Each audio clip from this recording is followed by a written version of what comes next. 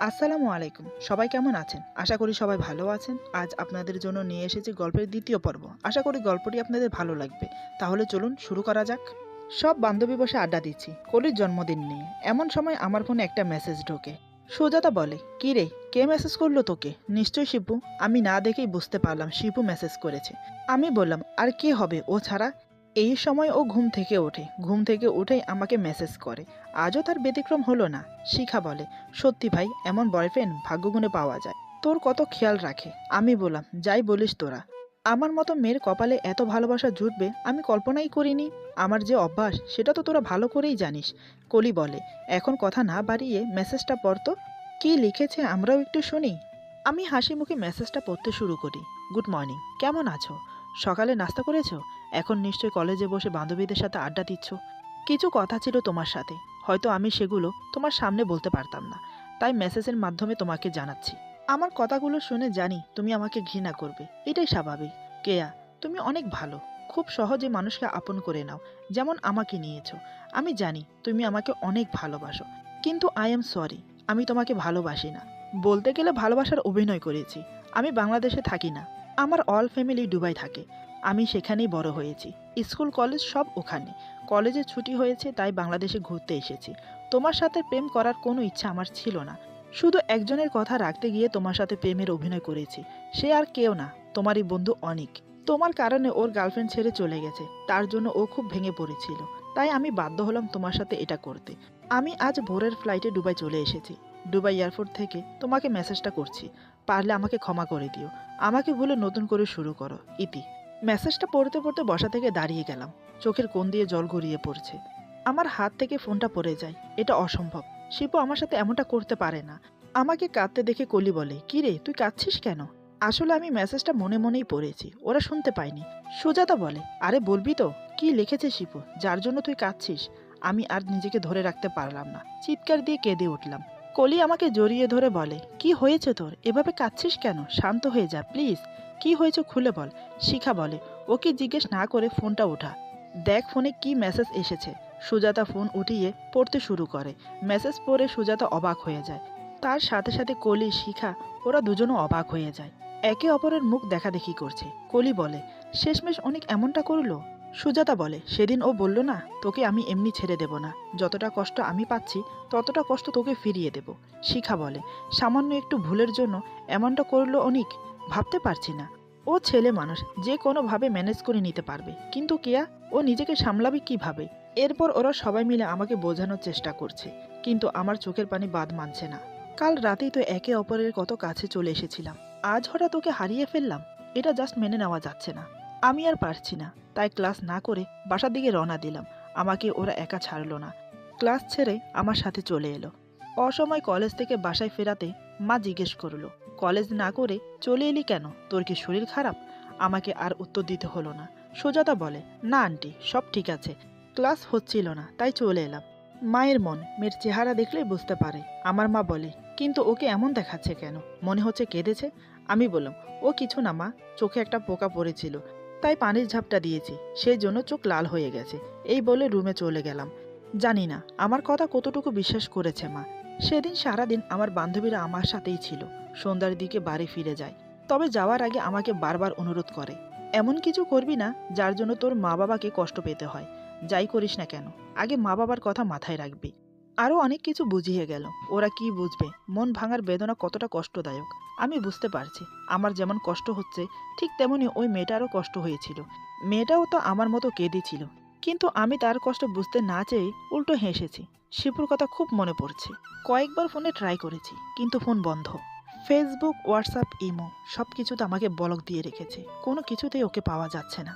কিন্তু আমার যে খুব মনে পড়ছে ওকে, মনে পড়ছে ওর সাথে কাটানো মুহূর্তগুলোর কথা, কাল রাতের কথা। শিপু কাল রাতে আমাকে জড়িয়ে ধরেছিল, ওর পরশ আমার পুরো শরীরে এখনো অনুভব করছি। চোখ বন্ধ করলেই ওর মিষ্টি মুখটা চোখের উপরে ভেসে ওঠে। "কেন এমন করলে তুমি আমার সাথে? আমি যে থাকতে পারছি না তোমাকে ছাড়া, আমার খুব কষ্ট হচ্ছে।" এটা সেটা ভাবতে ভাবতে সারা রাত কাটিয়ে দিলাম, কিন্তু দুই চোখের পাতা এক করতে পারলাম না। চোখ বন্ধ করলেই যেন ওর চেহারা ভেসে ওঠে। ভালোবাসা এমনই হয় বুঝি, কাছে থাকলে অনন্ত সুখ, আর দূরে গেলে কষ্ট আর কষ্ট। পরের দিন কলেজে গেলাম না। মা জিজ্ঞেস করেছিল কেন যাচ্ছি না, আমি বললাম এমনি ভালো লাগছে না। কাল থেকে আজ পর্যন্ত আমি ঘর থেকে বের হইনি। এমনটা কোনোদিনও হয়নি যে আমি ঘর থেকে বের হইনি। আমার মা খাবার ঘরে দিয়ে যেত, কিন্তু আমার খিদে নেই, পেটে খিদে নেই, চোখে ঘুম নেই, কোথায় যেন হারিয়ে গেছে। কিছু ভালো লাগছে না। 1 সপ্তাহ কলেজে যাইনি, নিজেকে একদম ঘর বন্দি করে রেখেছিলাম।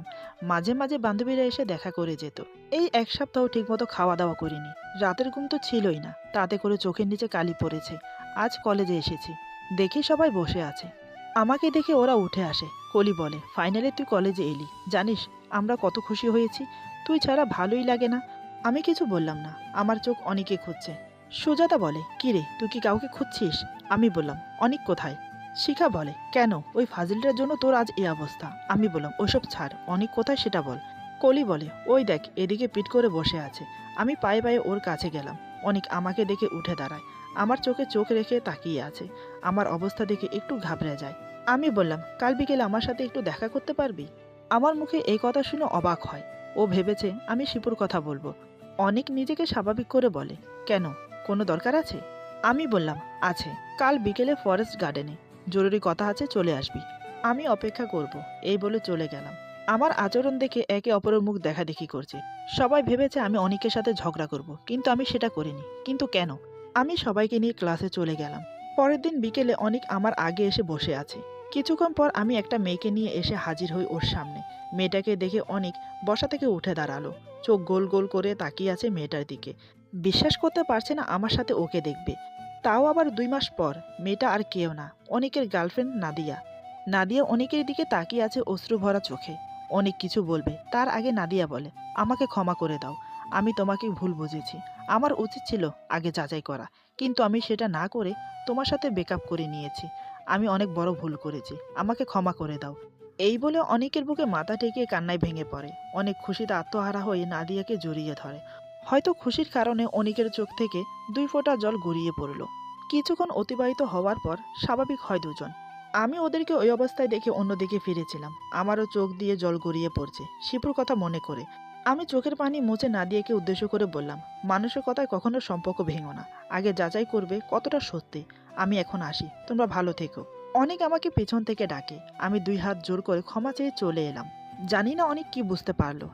এক হাত দিয়ে অন্য হাতের তালুতে জোরে একটা ঘুষি মেরে বলে, ও শেট, এই আমি কি করলাম? আমার উচিত হয়নি এমনটা করা। এই নিয়ে নাদিয়া অনেক প্রশ্ন করলো, কিন্তু অনেক কিছুই প্রকাশ করলো না, সব গোপন করে গেল। ভেবেছে আমি নিজেকে সামলে নেব, একসময় ঠিক আগের মতো সবকিছু স্বাভাবিক হয়ে যাবে। কিন্তু না, ধীরে ধীরে আমাকে দেখে সবাই চিন্তায় পড়ে গেল। শুধু ওরা না, আমাদের এলাকার সবাই, এমনকি আমার মা বাবাও। আমার পরিবর্তন দেখে যেমন অবাক হলো, তেমন চিন্তায় পড়ে গেল। আমি আগে থেকে অনেক শান্ত হয়ে গেছি। আগের মতো আর মানুষকে জ্বালাতন করি না, নিজের রুম থেকে কোথাও বের হই না। কলেজে গেলেও এক কোণে বসে থাকি, কারোর সাথে তেমন মিশি না। মুখ থেকে হাসি খুশি লেশমাত্র উধাও হয়ে গেছে। পাড়ার প্রতিবেশী মাঝে মাঝে আমাদের বাড়িতে এসে জিজ্ঞেস করে, আপনার মেয়ের কি বিয়ে হয়ে গেছে, এখন যে ওকে দেখা যায় না? যখন শোনে না আমি বাড়িতেই আছি, তখন মানুষ খুব চিন্তায় পড়ে যায়। এত সহজে নিজেকে কিভাবে গুটিয়ে নিলাম। সত্যি বলতে শিপু আমাকে জিন্দা লাশ বানিয়ে দিয়ে গেছে। প্রতিটা মুহূর্ত, প্রতিটা সেকেন্ড ওর কথাই মনে পড়ে। আমি যে এখন ওকে ভুলতে পারিনি, মনে হয় না জীবনে পারবো। এখনো রাতে ঘুমোতে পারি না ওর কথা ভেবে। নিশ্চয় সে আমাকে ভুলে দিব্যি আছে। ছেলেরা চাইলে কি না পারে। এভাবে দিন যেতে থাকে, প্রায় 1 বছর কেটে গেল এইভাবে। কিন্তু আমি এখনো নিজেকে সরিয়ে আনতে পারিনি শিপুর মায়াজাল থেকে। আমার বান্ধবীরা সবাই চেষ্টা করেছে, কিন্তু কেউ কিছু করতে পারেনি। আমি ওদেরকে এক কথাই বলে দিলাম, আমি যেমন আছি আমাকে তেমন থাকতে দে। আমি যেমন নিজেকে গুটিয়ে নিয়েছি, তেমনই ঠিক আছি। নিজের যত্ন না নেওয়ার কারণে শরীর অনেকটা শুকিয়ে গেছে। চেহারা শুকিয়ে গেলেও উজ্জ্বলতা কমেনি। আমি আমার মতো করেই দিন কাটাচ্ছি। এরই মধ্যে অনেক প্রায় শিপুর সাথে কথা বলে ফোনে। যতবার ফোন করে ততবার আমার কথা জিজ্ঞেস করে অনিককে। অনিক আমার ব্যাপারে সব খুলে বলে। শিপু বলে, এমন হবে জানলে আমি কিছুতেই প্রেম করতাম না। অনিক বলে, তোর কোনো দোষ নেই, সব দোষ আমার। কেন যে আমি রাগের মাথায় তোকে দিয়ে এই কাজ করালাম। তুই জানিস ওর মুখের দিকে তাকানো যায় না, কেমন যেন নিতিয়ে পড়েছে। আগের সেই কিয়া নেই, শুকিয়ে কাঠ হয়ে গেছে। ওর মুখের হাসি কবে দেখেছে ঠিক মনে নেই, তুই দেখলে হয়তো চিনতে পারবি না। শিপু বলে, কি বলছিস তুই? আমি ভাবতে পারছি না আমার জন্য এত কিছু হয়ে গেল। আমি নিজেকে কোনো দিন ক্ষমা করতে পারবো না। আচ্ছা, কেয়া আমার কথা তোকে জিজ্ঞেস করে না? অনেক বলে, তুই যাওয়ার পর কেয়া কারোর সাথে তেমন কথা বলে না। কেউ কিছু জিজ্ঞেস করলে শুধু উত্তর দেয়, তোর নাম কোনোদিনও মুখ দিয়ে উচ্চারণ করেনি। শিপু বলে, আমি আসবো বাংলাদেশে, কেয়ার কাছে ক্ষমা চাইবো। অনিক বলে, তুই কি কাটা ঘায়ে লবণ ছেটাতে চাস? আমার মনে হয় তুই ওর সামনে না আসলেই ভালো হবে। শিপু বলে, না রে, আমি নিজেকে লুকিয়ে রাখতে পারবো না। আমাকে বাধা দিস না, আমি আগামী মাসে আসছি। এখন রাখি, পরে কথা হবে। তবে একটা কথা, আমি আসার কথা কেয়াকে বলবি না। এখন রাখছি। এই বলে ফোন কেটে দিল। অনেক বড় করে দীর্ঘনিশ্বাস ফেলে বলে, জানি না শিপু কেয়ার সামনে দাঁড়ালে কি হবে, আল্লাহ জানে। দেখতে দেখতে মাস কেটে গেল। আজ শিপু আসবে, তাই অনেক ছুটি নিয়ে চলে যায় সোজা এয়ারপোর্টে। শিপুকে নিয়ে বাসায় ফিরতে প্রায় রাত 8টা বেজে যায়। রাত কোনো রকম কাটিয়ে সকালে আমার সাথে দেখা করবে বলে আসতে চায়, কিন্তু অনেক না করে বলে, এখন না, তুই বরং বিকেলের দিকে আয়। সেই অনুযায়ী শিপু বিকেলে কলেজের গেটের সামনে এসে দাঁড়িয়ে আছে। আমি এই ব্যাপারে কিছুই জানতাম না। গেট থেকে বেরিয়ে থমকে দাঁড়ালাম, আমার সাথে সাথে বাকি সবাই। আমি কেন থমকে দাঁড়িয়েছি ওরা বুঝতে পারছে না। কলি বলে, কি রে, হঠাৎ দাঁড়িয়ে পড়লি যে? চল বাসায় ফেরা যাক। আমার দিক থেকে সাড়া না পেয়ে আমার দৃষ্টি লক্ষ্য করে তাকালো। আমার সাথে সাথে ওরাও অবাক হয়ে গেছে। তবে বেশিক্ষণ অবাক হওয়ার ভাব থাকলো না। তার বদলে সবার রাগ প্রকট হলো। কলি রাগিত সুরে বলে, দাঁড়িয়ে দাঁড়িয়ে কি দেখছিস, বাড়ি চল। একে একে সবাই বলে বাড়ি চল। ততক্ষণে আমার চোখের কোণে জল জমাট বেঁধেছে। ওইদিকে শিপু আমার দিকে তাকিয়ে চেনার চেষ্টা করে যাচ্ছে। ও যে আমাকে চিনতে পারছে না, কিন্তু আমার বান্ধবীদের সবাইকে চিনতে পারছে। কলি আমার হাত ধরে টেনে বাড়ির দিকে নিয়ে যেতে লাগলো। আমিও চুপচাপ ওদের সাথে বাড়ি চলে গেলাম। সেদিন আর সাহস করে শিপু কথা বলতে পারলো না আমার সাথে। সে আমার অবস্থা দেখে নিজেকে দায়ী করছে। সাথে সাথে অনিকে ফোন করে আসতে বলে। কিছুক্ষণের মধ্যে অনি এসে বলে, কি হলো, এত আর্জেন্টলি কেন ডাকলি? শিপু বলে, আমি কেয়ার সামনে গিয়ে দাঁড়াতে পারলাম না। আমি ওকে চিনতে পর্যন্ত পারছি না। এ কি অবস্থা হয়েছে ওর? আমার জন্য এসব হয়েছে। আমি যদি ওর সাথে এতটা ক্লোজ না হতাম তাহলে হয়তো এমন হতো না। আমি কি করে ওর সামনে দাঁড়াবো? কিন্তু আমাকে যে দাঁড়াতে হবে। অনেক কথা বলার আছে ওর সাথে, ক্ষমা চাওয়ার আছে। আদতে কি ও আমাকে ক্ষমা করবে? প্লিজ অনেক, ওর সাথে একাকিত্বভাবে কথা বলার জন্য ওর সাথে আমি একা দেখা করতে চাই। যে করেই হোক তুই ব্যবস্থা কর। অনিক বলে, যতটা সহজে বলে দিলি ততটা সহজ কিন্তু না। ওই ঘটনার পর থেকে আমার সাথে ভালো করে কথা বলে না। শিপু বলে, কথা বলুক না বলুক সেটা আমি শুনতে চাই না। কিভাবে কি করবি তুই জানিস, তবে ওর সাথে আমি দেখা করতে চাই, তাও আবার একা। অনিক বলে, ঠিক আছে, আমি চেষ্টা করব। এই বলে চলে গেল। পরের দিন কলেজের সামনে সেই একই সময় শিপু দাঁড়িয়ে আছে। আজও আমার চোখাচোখি হলো শিপুর সাথে। আমি চোখ নামিয়ে চলতে শুরু করি। আজ শিপু এগিয়ে এসে আমাদের সামনে দাঁড়ায়। শিপু বলে, প্লিজ দাঁড়াও, তোমার সাথে আমার কথা আছে। আমি কিছু বলার আগে সুজাতা বলে, কিন্তু ওর কোনো ইচ্ছে নেই আপনার সাথে কথা বলার, দয়া করে পথ ছাড়ুন। শিপু বলে, কেয়া, তোমার সাথে আমার কথা আছে। আমি বললাম, কিন্তু আমার নেই, পথ ছেড়ে দাও। শিপু বলে, আমার কথা না শুনলে আমি পথ ছাড়ব না। দয়া করে প্লিজ একটিবার আমার কথা শোনো। আমি বললাম, এ 1 বছর পর কোন কথা বাকি থেকে গেল শুনি? শিপু বলে, আমি তোমার সাথে আলাদা কথা বলতে চাই। আমি বললাম, যা বলার ওদের সামনে বলো। শিপু বলে, সব কথা সবার সামনে বলা যায় না, প্লিজ একটিবারের জন্য আমার সাথে চলো। আমি বললাম, সরি, আমি যেতে পারবো না। এই বলে পাশ কাটিয়ে বান্ধবীদের নিয়ে চলে এলাম। এভাবে আরও কয়েকবার আমার সাথে কথা বলার চেষ্টা করলো, কিন্তু আমি পাত্তা দিলাম না। রাত 10টা বাজে। দুজন বসে আছে ব্রিজের উপর। অনিক বলে, দেখ, ও যখন কথা বলতে চাইছে না, তুই আর জোর করিস না, বরং তুই ফিরে যা। শিপু বলে, না, এ হয় না। আমি ওর সাথে সব ক্লিয়ার করব বলে ফিরে এসেছি। ওকে স্বাভাবিক না দেখে আমি ফিরে যাব না। অনিক বলে, কিন্তু কিভাবে, ও তো তোকে পাত্তাই দিচ্ছে না। শিপু বলে, পাত্তা না দেখ, তারপরও ট্রাই করে যাব, দেখি কতদিন আমার সাথে কথা না বলে থাকতে পারে। অনি বলে, একটা কথা সত্যি করে বলতো, তুই কি ওর কাছে ক্ষমা চাইতে এসেছিস নাকি অন্য কোনো মতলবে? শিপু বলে, আমি নিজেও জানি না।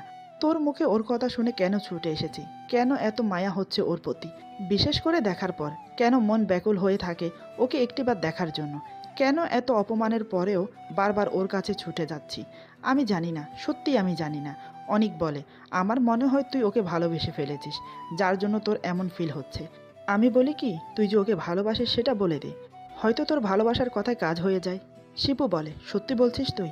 আমার মনে হয় না আমার ডাকে সাড়া দেবে। তুই আমাকে কলির সাথে কথা বলার সুযোগ করে দে। কলিরকে হাত করতে পারলে আমার মনে হয় কেয়ার সাথে কথা বলা যাবে। অনিক বলে, ঠিক আছে, আমি কাল কলিকে আমাদের বাড়িতে আসতে বলবো। এখন চল বাসায় ফেরা যাক। শিপু হলো অনিকের মামাতো ভাই, ওর ছোট মামার ছেলে। সে জন্মের পর থেকে দুবাই থাকে, কিন্তু চলাফেরা সব বাঙালিদের মতো। নিজের মাতৃভূমিকে খুব ভালোবাসে। প্রায় সময় ছুটি কাটানোর জন্য চলে আসে। ছেলে হিসেবে খুব ভালো। পরের দিন অনিক কলিকে ওদের বাড়িতে আসতে বলে। কলি কোনো বাক্য ব্যয় না করে অনিকদের বাড়িতে চলে আসে। এসে দেখে শিপু বসে আছে। শিপুকে দেখে কলি প্রথম চলে যেতে চাইল, কিন্তু অনিকের অনুরোধ করাতে শিপুর সাথে কথা বলতে বাধ্য হলো। শিপুর মুখে সব শুনে কলি ভাবনায় পড়ে গেল, কি করে আমাকে ম্যানেজ করবে। অনেকক্ষণ ভাবার পর কলি বলে, আগামী শুক্রবার মা বাবা তার বন্ধুর বাড়িতে যাবে বেড়াতে, কম করে 2 দিন থাকবে, সেজন্য আমার সাথে কেয়াকে রাখবো। তখন এসো, আমি কথা বলিয়ে দেব। এখন আমি আসি, এই বলে কলি চলে এলো। দেখতে দেখতে 2 দিন কেটে গেল। আজ শুক্রবার। কলি আমাদের বাড়িতে সকাল সকাল এসে হাজির আমাকে নিয়ে যাওয়ার জন্য। প্রথমে মা বাবা একটু আপত্তি জানায়, কিন্তু কলি বাধ্য করলো আমাকে যেতে দিতে। মা বাবার অনুমতি নিয়ে কলিদের বাড়িতে চলে এলাম 2 দিনের জন্য। আমি আসার পর কলির মা বাবা বিকেলের দিকে বেরিয়ে গেল, সাথে আমাদেরকে বলে গেল সাবধানে থাকার জন্য। বিকেলে ওনারা চলে যাওয়ার পর সন্ধ্যার দিকে অনিক ও শিপু দুজন এলো। আমি তখন কলির রুমেও খাটে বসে বই পড়ছি। কলি শিপুকে বলে, কে আমার রুমে আছে, তুমি যাও। তবে জানি না কেয়া কি করে। শিপু বলে, তুমি চিন্তা করো না, আমি সামলে নেব। এই বলে শিপু কলির রুমে আসে। দরজার সামনে দাঁড়িয়ে দেখে আমি বই পড়ছি। শিপু ধীরে ধীরে রুমে প্রবেশ করে দরজা লাগিয়ে দেয়। আমি চোখ তুলে তাকাতেই দেখি শিপু দরজা বন্ধ করছে। ওকে এখানে দেখে ভূত দেখার মতো চমকে উঠি। আমি বই বন্ধ করে দাঁড়িয়ে বললাম, কি ব্যাপার, তুমি এখানে কি করছো? আর তুমি জানলে কি করে আমি এখানে আছি? দরজা বন্ধ করছো কেন? কি চাও তুমি? আমার কথা শেষ হতে দিল না। শিপু ছুটে এসে আমার হাত ধরে বলে, প্লিজ তুমি শান্ত হও, আমি একে একে সব বলছি।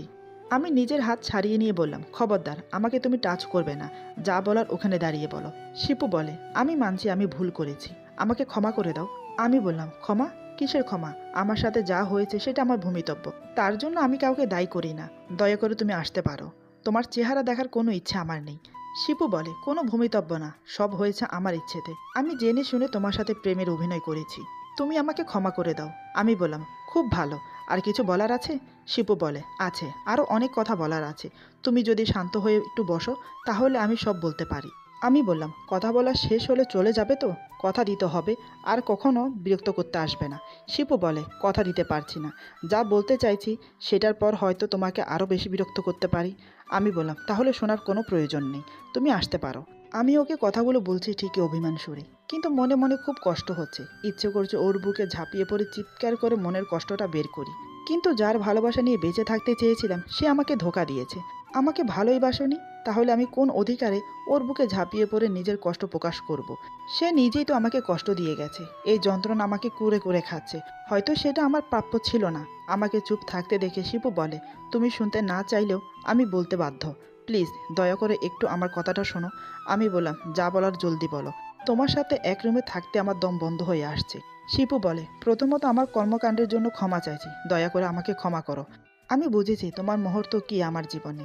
একটা বছর আমি তোমাকে ভুলে থাকতে চেয়েছি, বিশ্বাস করো আমি পারিনি তোমাকে ভুলে থাকতে। যতবার অনিককে ফোন করেছি ততবার তোমার কথা জিজ্ঞেস করেছি। আমি প্রতিদিন না করলেও সপ্তাহে 15 দিনে তোমার খবর নিয়েছি। জানি না অভিনয় করতে করতে কখন যে তোমাকে ভালোবেসে ফেলেছি। ভেবেছিলাম দুবাই চলে গেলে সব ঠিক হয়ে যাবে। জানি না কেন তোমাকে ভুলতে পারিনি, এটাই হয়তো ভালোবাসার টান। দেখো তোমার ভালোবাসার টানে আমি দুবাই থেকে ঠিক ফিরে এসেছি। তুমি শুনতে পাচ্ছ, ভালোবাসি তোমাকে, পারিনি তোমাকে ছেড়ে থাকতে। আমি দাঁড়িয়ে দাঁড়িয়ে ওর কথা শুনে সোজা বসে পড়ি, মাথা নিচু করে চোখের পানি ফেলছি। কোনো কথা বলার শক্তি নেই আমার। আমাকে কাঁদতে দেখে শিপু আমার কাছে এসে দাঁড়ায়। সাহস পাচ্ছে না আমাকে স্পর্শ করতে, তারপরও মনে সাহস নিয়ে আমার হাতের উপর হাত রাখে। আমি তৎক্ষণাৎ হাত সরিয়ে নিয়ে বলি, তোমাকে না বলেছি আমাকে টাচ না করতে? এক কথা কি কানে যায় না? তুমি আমার থেকে যত দূরে থাকবে ততই মঙ্গল। কেন এসেছো দুবাই থেকে? কে বলেছে তোমাকে আসতে? আমি তো আমার মতো ভালোই চলছিলাম, কেন এসে আবার ভালোবাসার মায়া জমানোর চেষ্টা করছো? আমার জীবনে এসে সব কিছু শেষ করে দিয়েছো, বাকি তো আর কিছুই নেই নতুন করে শেষ করবার। আমাকে আমার মতো করে থাকতে দাও, প্লিজ লিভ মি। এই বলে কান্নায় ভেঙে পড়লাম। আমাকে কাঁদতে দেখে শিপু নিজেকে ধরে রাখতে পারছে না, তাই ছুটে এসে আমাকে শক্ত করে জড়িয়ে ধরে বলে, প্লিজ এমন করে বলো না, আমি তোমাকে সত্যি ভালোবাসি, আই লাভ ইউ। তোমাকে কতটা মিস করেছি বলে বোঝাতে পারবো না। এই বলে আমার ঘাড়ে কিস করতে থাকে। আমি এক ঝটকায় নিজেকে ছাড়িয়ে নিয়ে বললাম, একদম ছুবে না আমাকে। বারবার না করা সত্ত্বেও কেন আমাকে টাচ করছো? তোমার সাহস হয় কি করে আমাকে জড়িয়ে ধরা? অনেক হয়েছে মন ভোলানো আবেগী কথা। তোমার সাথে কথা বলার ইচ্ছে আমার নেই। তোমাকে ভালোবাসবো তো দূর, তোমার চেহারা দেখার ইচ্ছেও নেই আমার। তখনও আমার চোখ দিয়ে জল গড়িয়ে পড়ছে। শিপু হাত জোর করে বলে, আমি যে তোমার কান্না সহ করতে পারছি না, প্লিজ কান্না বন্ধ করো। আমার অন্যায়ের শাস্তি তিল তিল করে আমি নিজেও ভুগেছি, তোমাকে ছেড়ে গিয়ে নিজেও শান্তিতে থাকতে পারিনি। প্রতিটা মুহূর্ত তোমার কথা মনে পড়েছে। ভেবেছি সময়ের সাথে সাথে তোমাকে ভুলে যাব, কিন্তু পারিনি আমি। আমি বললাম, এই চোখের পানি আজ নতুন না, বিগত 1 বছর ধরে ঝরছে। তখন কোথায় ছিলে তুমি সান্ত্বনা দেওয়ার জন্য? তোমার মতো ছেলেরা মেয়েদের মন নিয়ে ছিনিমিনি খেলতে খুব ভালোবাসো। আমাকে নিয়েও না হয় খেলেছো, আমার কোনো অভিযোগ নেই তোমার প্রতি। কিন্তু তোমাকে আমি কোনোদিনও ক্ষমা করতে পারবো না, এমনকি আপনও করতে পারবো না। কারোর মন ভেঙে তাকে সান্ত্বনা দেওয়া কেউ তোমার থেকে শেখে। ভালোই অভিনয় করতে জানো, তা আজকের অভিনয়ের জন্য কত টাকা পাবে শুনি? আর আগে যা করেছো তার জন্য কত টাকা পেয়েছো? আমার কথা শুনে শিবু খুব রেগে গেল। চোখ দুটো লাল লাল করে আমার দিকে তেড়ে আসে। হঠাৎ যা করলো, হয়তো মাথায় বজ্রপাত হলেও এতটা অবাক হতাম না যতটা অবাক ওর কাণ্ড দেখে হয়েছি।